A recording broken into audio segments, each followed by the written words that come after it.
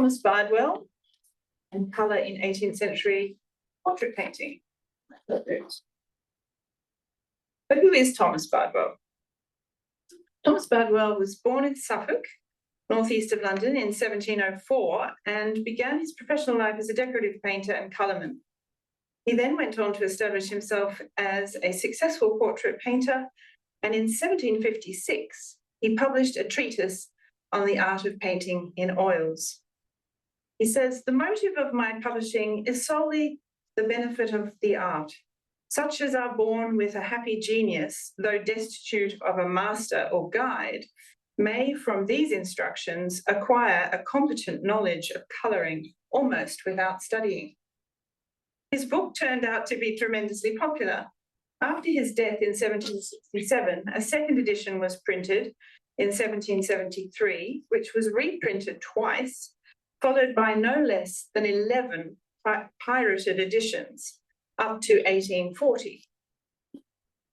In Anecdotes of Painters, 1808, Edwards comments, "It must be confessed that the instructions contained in that short work are the best that have hitherto been published, and many young artists at the time found it useful." It's always good to have a quote from a period to be sure that he was indeed well regarded. So as a portrait painter, Bardwell was soon forgotten, but his book was held in high regard for almost a century after it was written. Very few people have heard of him today, but I first heard of Thomas Bardwell in Dr. David Briggs's Theory of Colour course. And Briggs again. At the National Art School. And I was fascinated by it then, and rather curious, because a number of things that were brought up in our discussion were quite different from ideas that I'd heard before about palettes and colours for portraiture.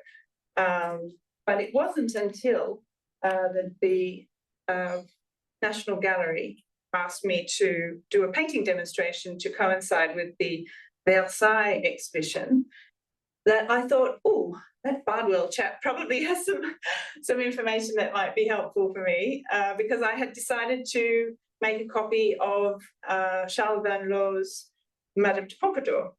And you can see with the Bardwell on the right that there, even though Van Lo was working in France and was not necessarily aware of Bardwell, when you compare paintings of the same period, the Pompadour painting in 1754 and the painting of Elizabeth Dobbins of 1750, there is a similarity. So I thought this will be a really excellent thing to study in order to be better equipped to make my demonstration. Of course, I really rapidly realised I'd bitten off more than I could chew, and found that the 1 hour demonstration was many weeks of work in the lead up and afterwards, out of my own curiosity, having looked at Bardwell's instructions, I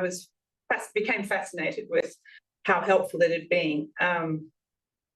I'd mostly studied 17th century painting. I'd never painted a portrait with such pearly 18th century colouring, and was fascinated to discover the effectiveness of using a single pigment for the light parts of the flesh, combined with Bardwell's special shade tint in the first lay, as he calls it, and the transformative power of the virgin tints.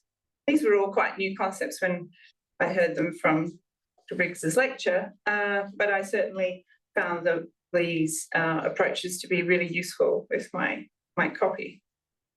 So Bardwell primarily drew inspiration for his method from 17th century Flemish and Dutch masters, particularly artists who spent time in England, with the exception of Rembrandt, of course. Rembrandt is probably the artist he mentions the most in his book. He says, the works of Van Dyck and Rembrandt are the truest guides to nature. It is out of these most excellent masters that I have established my method. It is from their pictures I have found the first layer of colours, and from them I have learned the virgin tints and finishing secrets, though I have always applied them to practice from nature. So he also describes a lineage of gradual decline from Rembrandt to the present time when he was writing. And he says, I have often thought and still believe that those painters who had acquired so fine a manner of colouring might have communicated it to posterity in writing. He complains about this lack of generosity of the artists of the past quite frequently in his introduction. It is plain from the works of their pupils that they knew it, because in their pictures we see the same sorts of colours and colouring, and from the little variety of capital colours and sameness of method used by them, it is not to be doubted but that the whole was contained in a few principles neither difficult nor tedious. So we can see in his introduction, he's really introducing us to the idea that it shouldn't be so difficult. And his whole project with the book is to encapsulate what he sees as a method that has, on the one hand, been lost, but he suspects is not something that can't be taught. You know, it is something that was passed on in the past, and he sees it as his job to try and put it in writing for future generations. So he also states that, and I believe I could convince any artist, even at twice painting ahead from the great masters, that my method will certainly answer to all their variety of colouring. So he's making that claim. So what does his book contain? It's called The Practice of Painting in Perspective Made Easy.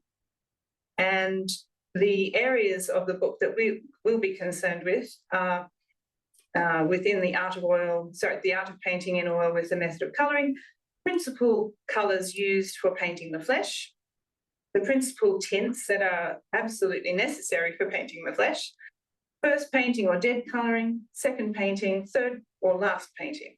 So these are the areas I'll be talking about, but he then also includes painting of backgrounds, copying, drapery, landscape painting, and a new, short and familiar account of the art of perspective. So, Bardwell's palette. Bardwell's approach to colouring is traditional rather than theoretical. The range of colours was far more limited in the 18th century. There were problems with consistency. Of course, depending on where you source the materials, an umber from one part of Italy is not going to be the same as the umber from another. The quality of pigments was often variable. The stability of many of the pigments, as we know, the light fastness of the pigments, compatibility was often a problem. Certain paints were known to interact badly with other paints. The availability, some of the pigments had to come from far away, and the cost. So all of these problems meant that there was a very select group of colours which were relied upon and used to their full potential. Individual characters, it's actually useful, I think, to think of the repertoire of colours as individual characters playing their part in different areas and at different stages of a painting, often used alone, tinted with white, or in the simplest of mixtures. With the exception of Prussian blue, the pigments of the 18th century had been used for centuries. He says, I see none in the pictures of Van Dyck and Rembrandt, but what are common to painters. So there's a great deal of continuity until well into the 19th century. Although artists continued to use the traditional palette in the 19th century, the range of options was greatly expanded through the scientific revolution and advances in industrial chemistry, and through the Industrial Revolution and the search for new inexpensive colorants for textile manufacturing. The increase in the range of highly saturated pigments, combined with new theories of color influenced by developments in color science, led to an increasing tendency to see pigments as more or less pure examples of particular hues within a theoretical framework. So that in saying that, I just wanted to encapsulate what I see to be the shifts that were about to occur in the 19th century, so that we can contrast that with what I'm going to subsequently show you as Bardwell's method or approach to colour. It's probably no accident that Bardwell's treatise remained popular right up until the middle of the 19th century, but fell into obscurity just as the invention of new pigments and the development of new theoretical frameworks gained momentum and started to influence studio practice. In fact, in some of the later editions of Bardwell's book, I noticed there were attempts to append his ideas about colour with more recent notions of colour theory. In the traditional palette, pigments were appreciated for how easily they were made to resemble appearances. Bardwell frequently refers to the usefulness of certain pigments in rendering particular features: burnt umber for hair, carmine for lips, brown pink for the eyebrows. Although truth to nature was highly valued, good colouring was above all guided by the pursuit of beauty and was inherently selective. Pigments were applied at particular stages of a layered process and were also appreciated for how beautifully they created an effect. For example, the use of transparent pigments in glazing shadows. So, I thought we'd take a bit of a deep dive into the pigments that Bardwell recommends. And he says, on the principal colours used in the flesh from which all the tints are made. And these are some of my attempts to replicate the colours that he recommends. It's not always possible to get exactly, or to be sure exactly, of the colours that he would have been using, but in a certain way, my interest in Bardwell is in understanding the principles and understanding the general orientation of this approach, so that in some ways it's not a problem to substitute some of the pigments with other colours that are in the same gamut, in the same range. So we can see here, of course, we have the lead white as his choice of white, and of flake white, he says it's a friendly working colour which comes forward with yellow and reds and retires with blues and greens. It's really interesting, the observations he makes with each of these colours. It will sink into whatever ground it is laid on, and should be laid on white grounds.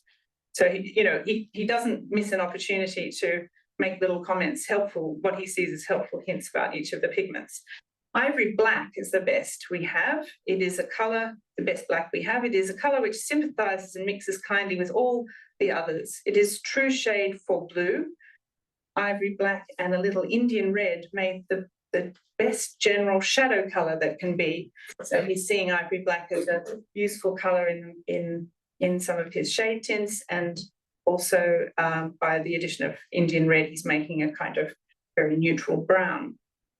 Lapis lazuli, he calls it ultramarine, which we know to be lapis lazuli. At this stage, we haven't had the invention of the synthetic version. Is the finest blue in the world. It is a tender, retiring colour and never glares. It is a beautiful glazing colour. And then we have light ochre, a friendly mixing colour and of great use in the flesh. All yellows are strengthened with reds and weakened with blues and greens. I'll just show you another example of another set of my approximations of his colours. So one of the most important pigments in his range for his method is what he calls light red, which I have understood to be light ochre burnt. And he says of that, light red and white mixed produce the most perfect flesh colour that can be made. It is a beautiful, clean, kindly working colour, but too strong for the white and therefore will grow darker. And so he has recommendations in relation to that. Then we have vermilion, which of course is mercury sulfide, made of the truest, but he does recommend a vermilion made of the truest cinnabar. it will not glaze, but it is a fine colour when glazed upon. And he also recommends the use of vermilion as an addition to the light red, which I've understood from my experiments and my experience with students. The addition of vermilion to the light red makes a colour that you would approximate Venetian red. So he doesn't have a Venetian red. He doesn't have any of the other iron oxides, but he tends to he tends to make a colour in that range by combining, which he calls light red improved by the. So then we have the two other reds, which are more in the range of crimson. Carmine, which I'm imagining is cochineal, is the most beautiful crimson that can be. It is a middle colour between lake and vermilion. So by that we can understand that it is a brighter red, a red that's closer to the vermilion side of the red range. It's a fine working colour and glazes delightfully. Whereas lake is a tender, sympathising, deep red, but of no strong body. Therefore, it should be strengthened with Indian red. It is the best glazing colour that can be used. Now, what he means by lake, I'm imagining it could be madder root or Kermes, another insect-related dye-based paint. It's hard to know, but what matters to me is that he sees that as a deeper crimson, a deeper red, rather than the red that's a little bit between vermilion and a deeper crimson. So then we have Indian red. It's a strong, pleasant working colour, but will not glaze well, of course, being an opaque colour. And when mixed with white, falls a little. So he loves to give you all these nice little tips. And then brown pink, which is another dye-based paint made from the distillation of buckthorn berries, as far as I understand. But that would approximate a yellowish raw umber. So that's what I've used to replicate that type of colour. But there are other modern synthetic iron oxides of a transparent nature that also approximate what he calls brown pink. So it's a fine glazing colour, but of no strong body. In the flesh, it should never join or mix with the lights, but this colour and white antipathize and mix of a warm, dirty hue, for which reasons their joining should be blended with cold middle tint. In glazing of shadows, it should be laid before the other colours that are to enrich it. It is one of the finishing colours and therefore should never be used alone in the first painting. It is strengthened with burnt umber and weakened with terre verte. So he doesn't actually mention terre verte here in the list of colours for the flesh, but it is one of his other colours he mentions elsewhere. And finally, we have burnt umber, which is a warm, fine, warm brown and good working colour, a strong colour, and it is great use in the hair and mixes finely in the warm shade. So the only colour we haven't mentioned is Prussian blue, which of course is the newer pigment we mentioned earlier, a very fine blue, kind working colour, but never used in the flesh, used in the green tint and for the eyes. So that's the repertoire of colours that Bardwell recommends. And then we go on to see what he says about the tints that are. So what's really interesting about his method is the recommendation to do all of this pre-mixing on the palette, so that when you wouldn't necessarily have all of these colours, all of these tints pre-mixed for every stage of the painting, but he goes through a thorough list of all the tints he thinks are worthwhile to mix before you begin painting. And here we have them, my approximation of them. So we can see, obviously we have the white there, but yellow ochre tint, the light red tint, which is the burnt ochre, the vermilion tint, and carmine, which I didn't have an original cochineal version, but I've approximated what I think that might have looked like, and so forth. So I'll just go into a little bit of detail about those. The light red tint is made of light red and white and is the most kind and best conditioned of all colours for the general ground of the flesh. With this colour and the shade tint, which is ivory black, white, lake, and a little Indian red, we should make out all of the flesh, like claro obscuro or mezzo tinto. So this is one of his most important, it's one of the most important pigments on the palette, and he recommends that most of the lit part of the flesh is rendered in a particular earthy, slightly orange, earthy colour. And then he has the vermilion tint, which is just white added to vermilion, the most brilliant light red that can be. It agrees best with the white, light red, and yellow tints. The carmine tint is carmine and white only, mixed to a middle tint. It is, of all the colours, the most beautiful red that can be for the cheeks and the lips.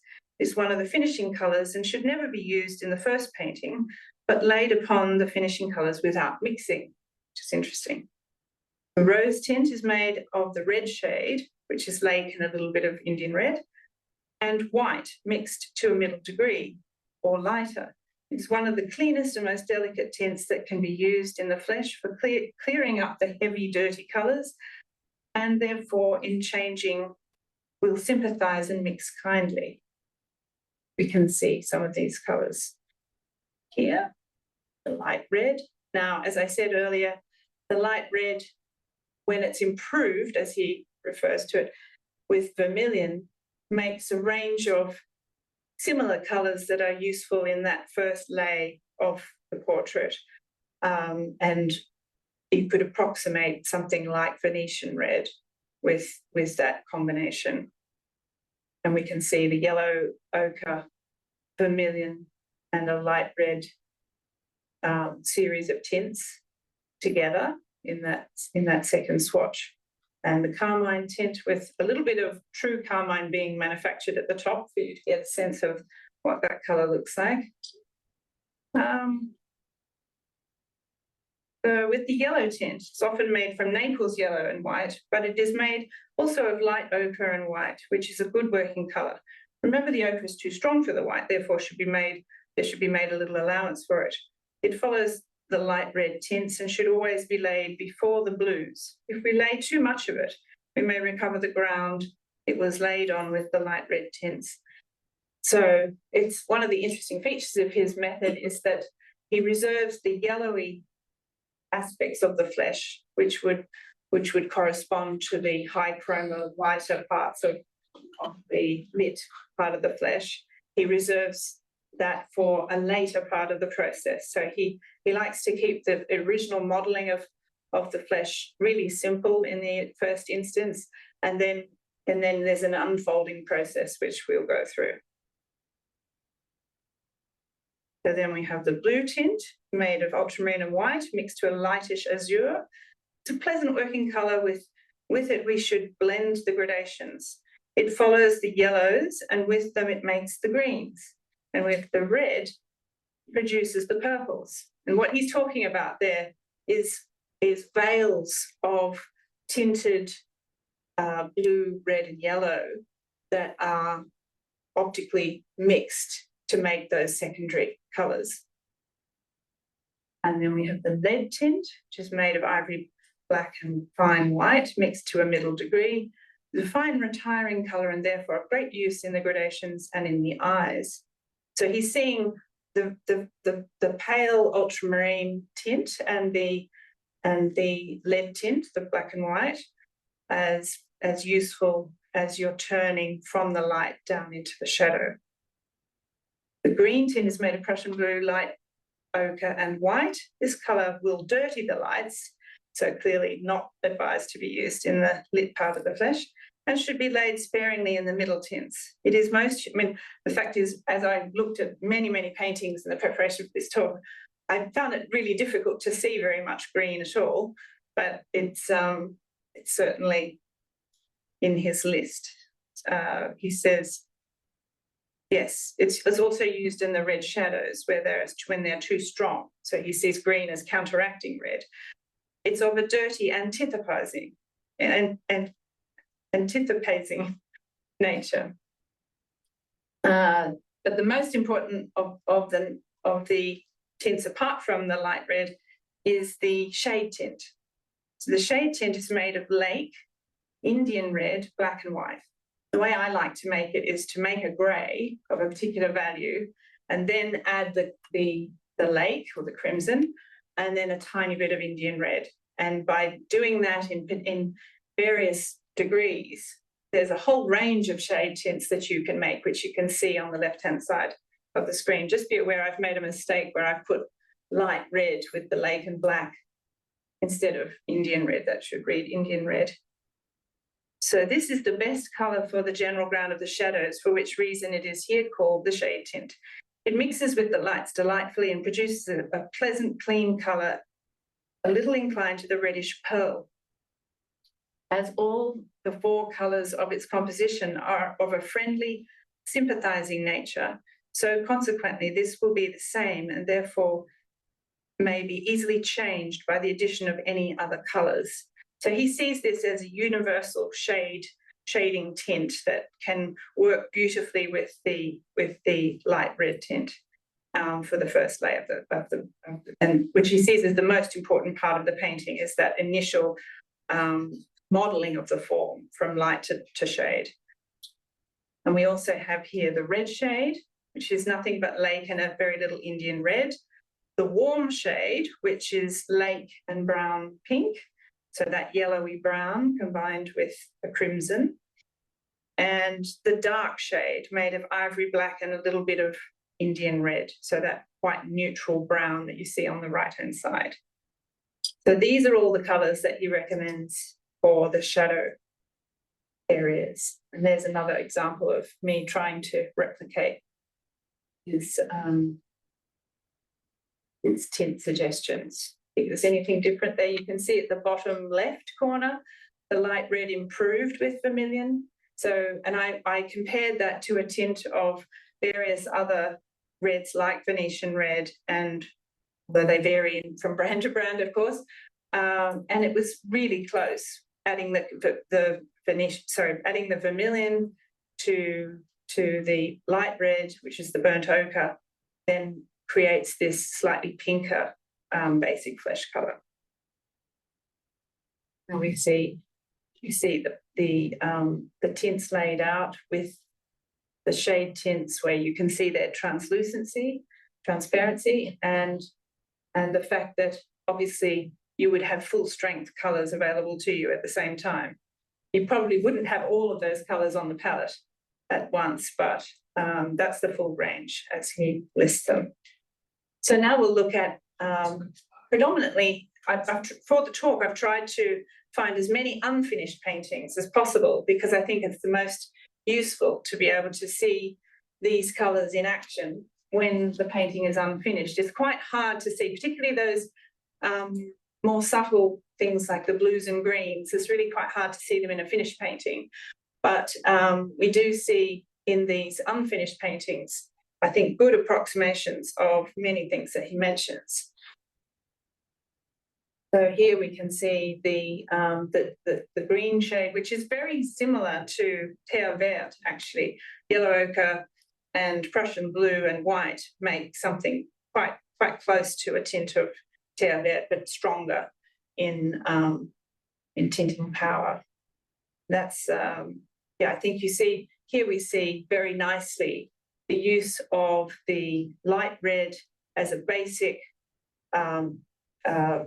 tint for the lit parts of the flesh, and then very gently modified in this very sympathetic way with the shade tint to make all of these soft shaded areas, like under the chin. You can see there that's that very pearly look that is achieved.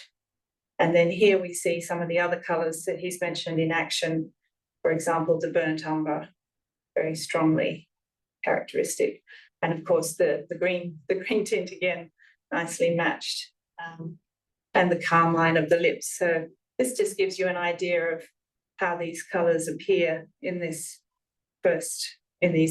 well, actually that's a little bit more developed as a, say, portrait.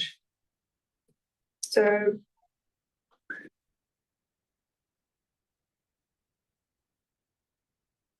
before we go on to the process that he recommends, which tells us a lot about the way the colours are manipulated throughout the different layers of the painting, the first thing to mention is that all of this will go on a coloured ground of some sort. And he doesn't, very annoyingly, he doesn't really give us very much information about grounds. He does mention a tanned leather ground, tanned leather coloured ground for landscape painting, but he omits any recommendation for the sort of ground that should be used for portraiture. But he mentions grounds all through the book, and I've tried to glean from those different fragments what it is that he's recommending.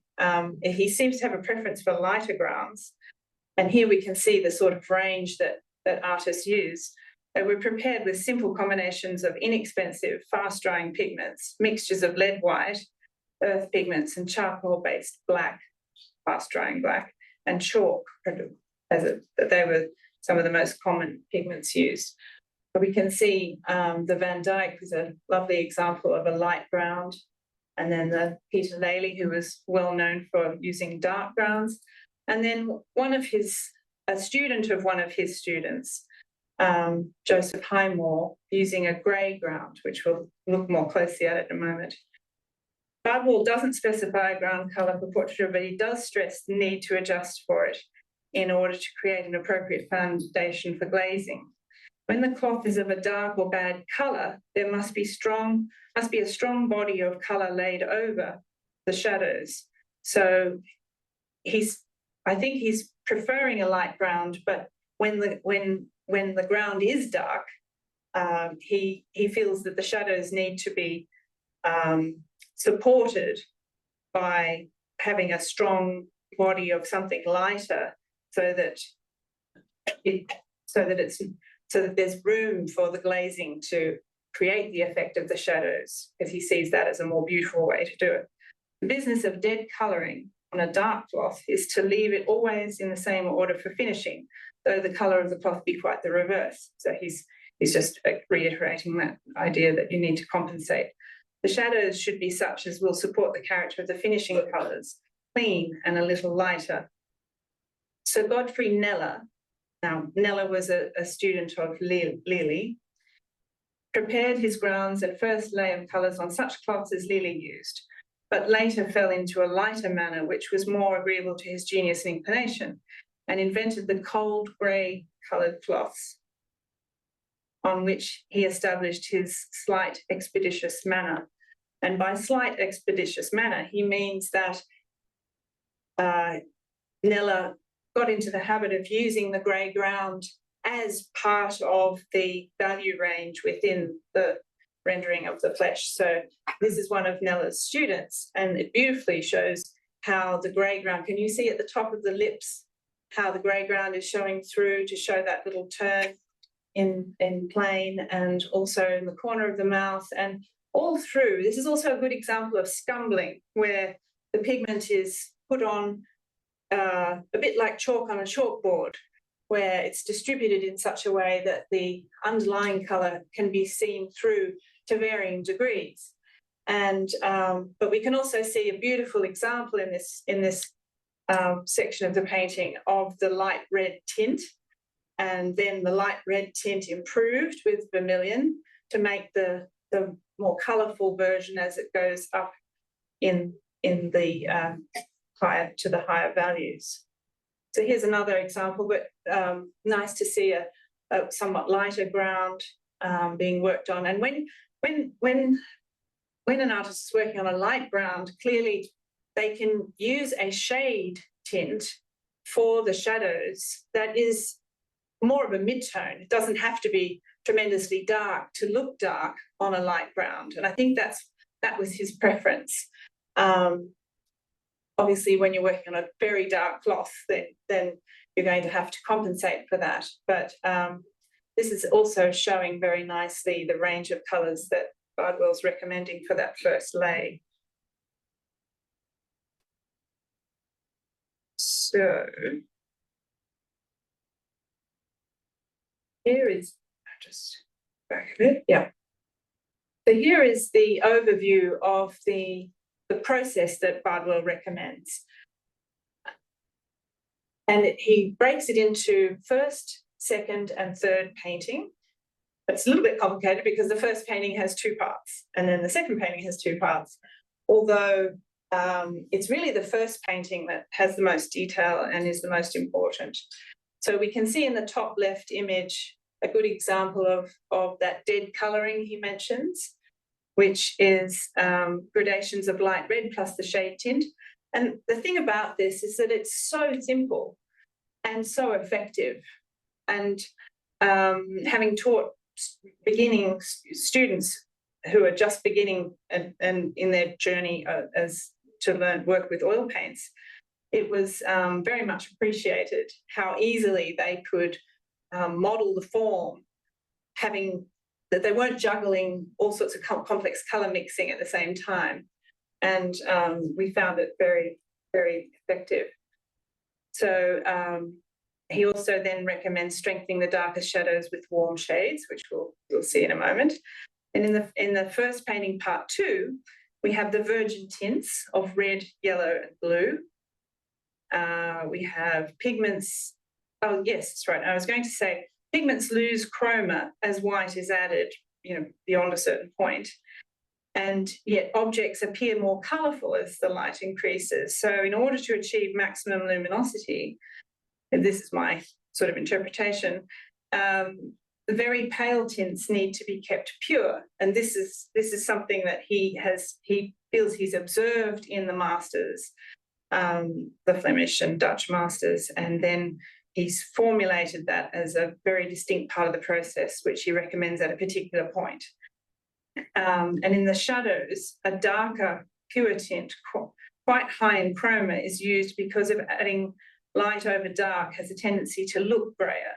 So he recommends these virgin tints both in the lit parts, so I think they would be paler tints, and then he also recommends them in the shadows because by keeping the adjustments to the shadows pure in colour, that mitigates this tendency for colours to go grayer as they're put over darker surfaces. So it's a really interesting, he's not seeing it in a theoretical framework that we would now have ideas about, but it is just through observation of existing paintings that he's come up with this approach. So then we have the second painting, part 1, which is to scumble over the lights and with light red improved and glaze the shadows. So that's light red improved with the vermilion. And then he sees that as a sort of refinement. You can see that the bottom left corner, a very nice example of the scumbling again, where you see that sort of softening. It's something that he doesn't recommend in the first part of the painting, but it is the next stage. And then that precedes glazing, which is also part of the part 1 of the second part of the painting. And then part 2 is to go over the lights and shadows with the virgin tints again. So he sees that as a sort of refinement, and then further augmentation with the virgin tints. And then finally, the third part of the painting, which is correcting the glazing. Often the darks need to go even darker, and the finishing with free light strokes. So now I'm going to illustrate as many of his recommendations with these examples of largely unfinished paintings, paintings that were either made after his treatise was published by the younger generation of painters who may or may not have been influenced by him, but certainly it feels as if Bardwell's method was in the water by then. It was sort of something that had been absorbed, even though people might not have necessarily claimed or admitted to following his method specifically. I think it was highly influential, and in any case, we can see very clearly in the works that I've found many examples that beautifully illustrate what he recommends. Here we see a nice unfinished painting with that scumbling method on the arm. You can see he's just so simply made that roundness by letting that grey ground show through, but also by small additions of the shade tint to his basic white, light red flesh colour. But we also see in the face where he's gone further and he has some glazing, you know, so and also some adjustment of the shadow areas with warmer hues. This is another nice one. So this is a very early stage of a sketchy painting, and probably a studio of Reynolds. But we can see very nicely on the right side of the face the shade tint or something similar, creating that shadow, but in a very milky sort of way. So you can imagine that's what a lot of the paintings look like before they've had further enhancement with warmer values, but also with glazing. And here's a nice one where we have two portraits by Romney, one which is clearly very quick and shows that first stage of a painting, and then one that's a bit more refined. And in the more refined one on the right, you can see, I think, the effect of glazing and also the effect of that scumbling over those initial blocking in of the light parts of the face, where can you see on the left side it's much cruder and rougher, which he actually recommends for the first stage of the painting not to overblend. And then as the painting progresses, it gets more and more refined, but also the shadows get deeper and more subtle with the glazing. I think seeing the colours below, it's quite easy to see how, you know, if you were to make a copy of one of these paintings and you had Bardwell's palette, it's going to go quite smoothly, as opposed to starting with a spectral palette of highly saturated colours and trying to replicate these effects. So that's been the main interest for me of and usefulness is in seeing that difference. Having been trained in split primaries and a more modern approach, it's been a revelation to have these recipes and very limited palette, and to see how effortlessly you're able to create these beautiful effects. So yes, and here we have a lovely Gainsborough. Light red and white produce a clean, tender middle tint for mixing with the shade tint. They turn to a pearly hue. I think we see that pearliness quite often in 18th century painting. And by strengthening them with the light red, we may work a very good resemblance. In uniting the lights and shades, we should use a long softener, whatever a long softener is. I thought that was interesting in this particular case because it's so gentle, the way the light transitions into the shadow is so subtle, isn't it? And we do see that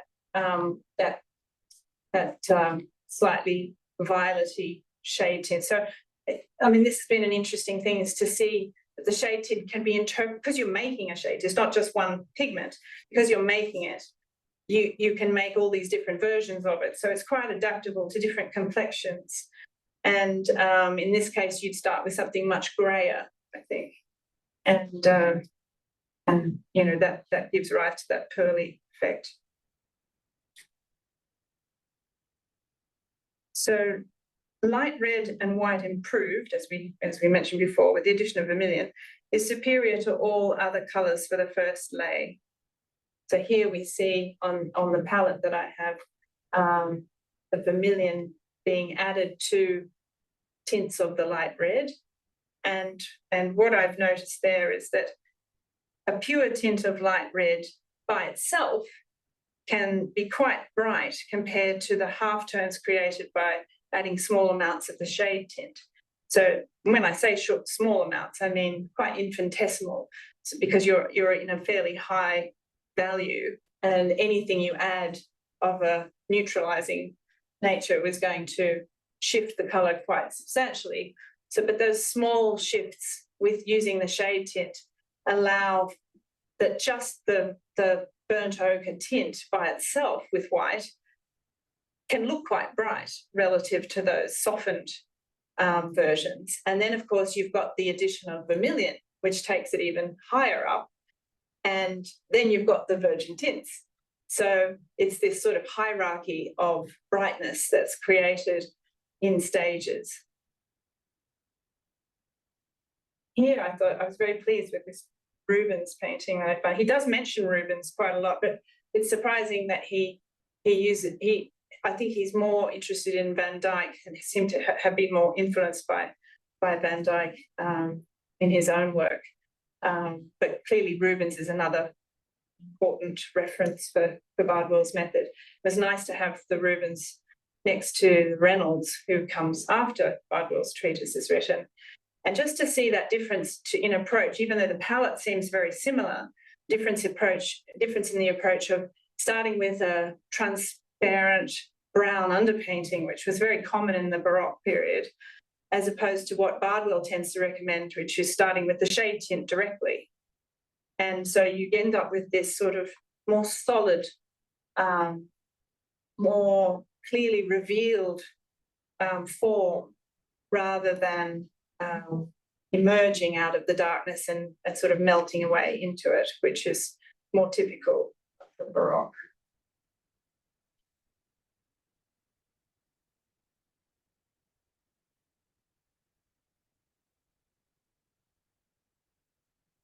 Yes. So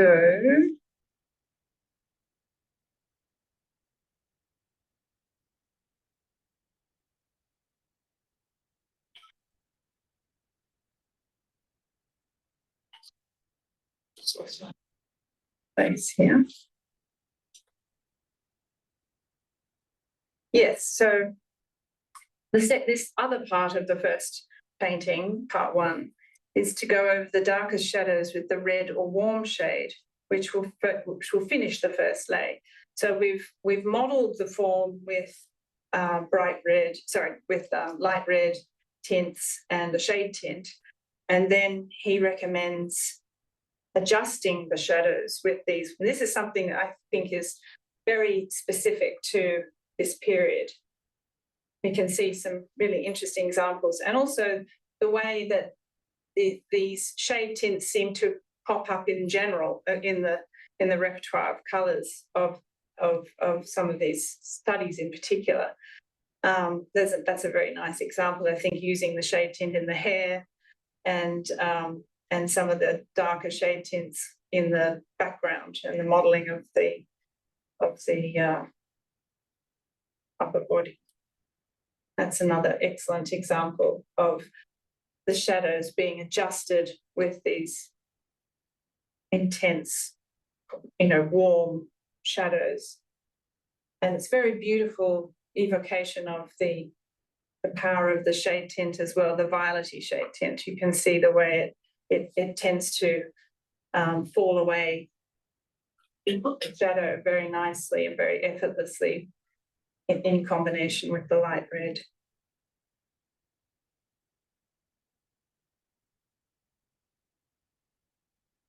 So the warm shade being laid on the shade tint improves it to a warmer hue, but if it is laid instead of the shade tint, it will dirty and spoil the colours it mixes with.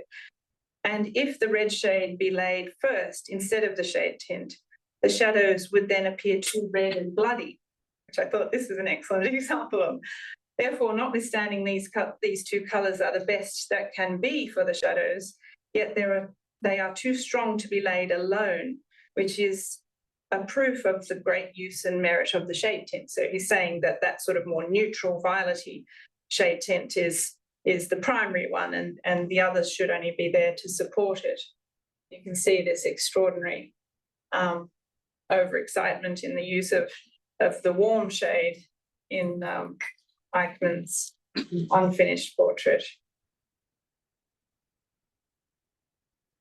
The shade tint and light red tints are so friendly and delicate in their natures that they will not dirty, though we are continually changing them. How proper then and agreeable to our purpose are they for making the most principal part of the likeness, when in altering and changing they always produce a clean colour of inviting permanent hue. I thought that was a lovely example of, and this idea that that shade tint is easily, it's so sympathetic in its combination with the burnt ochre that it's possible to make adjustments without it becoming muddy. So then we have first painting part 2. This is the main part, so don't worry, it's not going to be this slow the whole way through, but the first part of the painting is actually the most detailed. So in the second part of the first painting, we have the laying of the virgin tints.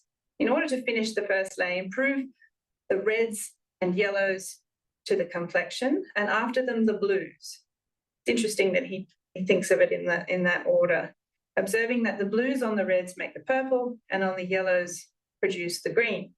He's assuming that we want to create greens in the flesh, but you have to imagine that he means in such a subtle way things that you might call green. And I'm always trying to hold my students back when they say, oh, I can see this bit's green, and they start reaching for the phthalo blue and the lemon yellow, and I'm thinking, no, let's just put those away. You're not going to need them. So the sorts of greens that we see in flesh are actually, incredibly subtle, and his palette, answers to that subtlety. The same method is to be understood of the shadows, but be sure to leave them clean and not too dark. So he also refers to Roger de Pere, the 17th century art critic and theorist. He says, Titian and Rembrandt prepared their first lay or grounds very near alike, and with colours that kindly united and were as near to the life as possible, on which they laid their virgin tints with light strokes of the pencil, she means brush, and thus they imitated the force and freshness of nature. So he gains credibility by referencing Roger de Pere, who of course championed Rubens in the line and colour debate. And so it sort of all ties in together with this Flemish orientation that Bardwell has. So then we have just a few general notes on preparing the grounds for glazing. And I thought Peter Lely's, this particular painting had a lovely, in the shadow part under the chin, on the neck, there's a lovely example of how gentle and mysterious glazed shadows appear. The grounds of shadows should support the character of the finishing colours, clean and a little lighter. So he's imagining that you have to paint the shadows lighter than you want them to be ultimately, so that you can make room for the glazing. Because the finishing of shadows is glazing, and no other method but glazing can leave such brilliancy and beauty as they ought to have. Remember to leave no roughness, because anyone who's tried glazing will know that if you have texture, the transparent paint tends to pick up the bumps in the paint surface and make them more pronounced. The shade tint for the shadows should fall into the rose tint as the complexion grows delicate, all of which should be lightly united with a soft, long pointed hog tool to the lights, making out the whole like mezzo tinto. I thought this much later painting showing that all of these ideas seem to have had seem to continue right into the 19th century. This is 1825. But it's a beautiful example of the very delicate modelling that was possible. And in fact, the simpler the colours that you're using, the more you can concentrate on the modelling, the subtlety of the modelling. So if you're not trying to juggle really complex mixtures and you've got very habitual use of colour, then it's my experience that it's then possible to make these incredibly delicate. So you can't even see where the shadow begins and ends in some cases. This also has very beautiful adjustment of the shadows under the hair. Can you see the red shades that he recommends to enhance? It's very literally what he recommends. And then the beautiful violety nature of the halftones around the eyes and so forth. So, yes, we're still in the first painting. The first painting should be left, should be left bright and bold. So I believe the great masters very seldom sweetened, which is their idea for blended, or softened the colours, but in uniting the first layer, they were very careful in preparing the brightness of their colours and therefore did not work them below the complexion. For to force or keep up a brilliancy in the grounds can only be done with the whites, reds, and yellows, which method will make up for the deficiency of the white grounds. Therefore, the first painting should be left bright and bold, and the less the colours are broken, the better. This is a really good example of what I think he's talking about here. Glazing the shadows in the first painting is not so proper as laying the body of shadow colours that are very near to the life.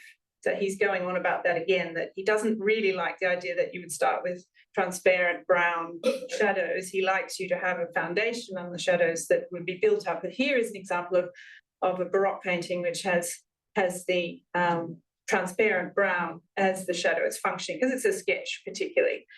And but I thought it very nicely shows that that clarity of each value is placed very distinctly in this particular example. About 5 minutes, sure. Yep. Okay. Yep. So in the second painting, this is just an example of, you can see here on the left the shade tint, then modelled with the light red, and then the addition of the virgin tints, and then the glazing. And here we have second painting part 1, which is scumbling the lights and glazing the shadows. So as I said, it's a sort of, there's a briefness to the next couple of phases in the process. And this is a student's work. It's not a portrait, it's actually a fragment of a Tiepolo painting, Immaculate Conception. And you can see on the left the use of the shade tint to model the form. And then on the middle example, I think you can see the darkening of the shadows using glazing, but at the same time, it's still quite rough. And so I thought that was a good example to show that's how the painting might look before the scumbling, which would refine the transitions, which you see in that final example on the right. And second painting part 2, to go over the complexion with the virgin tints in both the lights and the shadows. And so I thought this was it's very hard to see the virgin tints, to be honest. But Rubens is always a good bet. And I think you can see on the right side of the cheek, towards the jaw, the lower part of the jaw, you see some quite lovely examples. And if you have a screen where you can go a lot closer, a lot of high resolution images, it's quite possible to see strokes of very pure colour added at the final stages. So he says these are the colours which improve the colouring to the greatest perfection, both in the lights and the shadows. So these are the second layer of virgin tints. Leave the tints and their grounds clean and distinct. Take care not to lose the drawing or dirty the colouring, and leave final touches until the final sitting. Which is interesting. He's quite concerned that you might wreck it at this point. So he's saying, think more than you paint at this point. Here's some examples of Reynolds.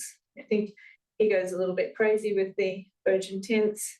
You can see some interesting uses of probably ultramarine virgin tints, and in the shadows under the arm, yellow ochre and vermilion. Another example, quite an interesting use of the vermilion on the cheek, vermilion tints, and yellow tints on the neck. See it a bit closer there. And then the third painting I'm finishing, little more than a few light touches, correct all the glazing, determine what should be done next before we do it, make the alteration with one stroke of the pencil. think he's optimistic that it's only one stroke of the pencil, thereby preserving both the glazing and the tints. Much better to leave off while the work is safe and in good order. Maybe he's wrecked lots of paintings. And wait until dry before finishing with free light strokes of the pencil, easier to soften the over-strong tints when they are dry. So that's interesting. I believe, he says, I believe that Rembrandt, if colours are to be changed, better to mix them with the knife on the palette rather than the brush. So I think he wants much more distinct, clear mixtures and more pure. I believe that Rembrandt touched upon his best pictures a great many times, letting them dry in between. It was this method, most certainly, which gave them the surprising force and spirit, which is so inimitable. And some wonderful examples there to finish with the strong yellow tints, yellow ochre in the side of the face.